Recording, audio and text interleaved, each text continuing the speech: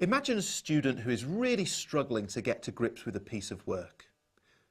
We might imagine that their working memory has become overloaded, that there's too much information they're trying to process at the same time, and as a result, everything's stopped. And this is a little bit like when we have our laptop running and we open maybe 7 or 8 different programs.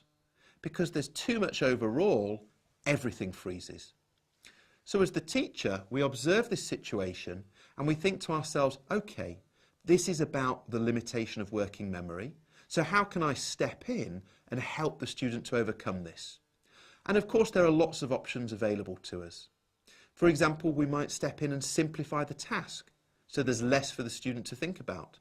Or we might break the task down into 3 separate sections and then ask the student to focus on one section at a time.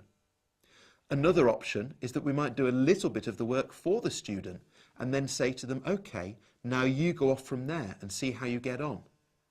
Or we might say to the student, well, let's discuss it first. And when we've discussed it, then you can have a go.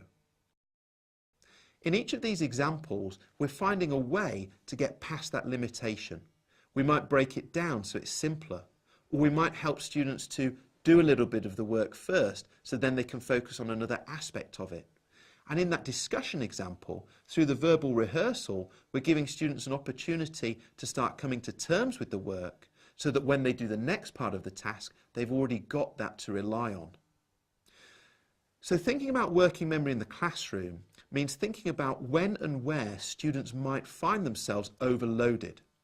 And the follow-up to that is thinking about when and where you can intervene to help them with that overload, by breaking information down, by simplifying tasks, or by helping students to do one thing first before they do the next thing.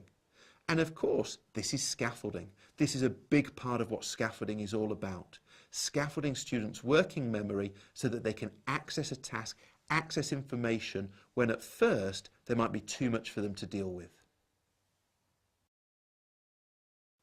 Golden nugget. Breaking up the cognitive load makes it easier for students to focus on one thing at a time so they can maximise their use of working memory.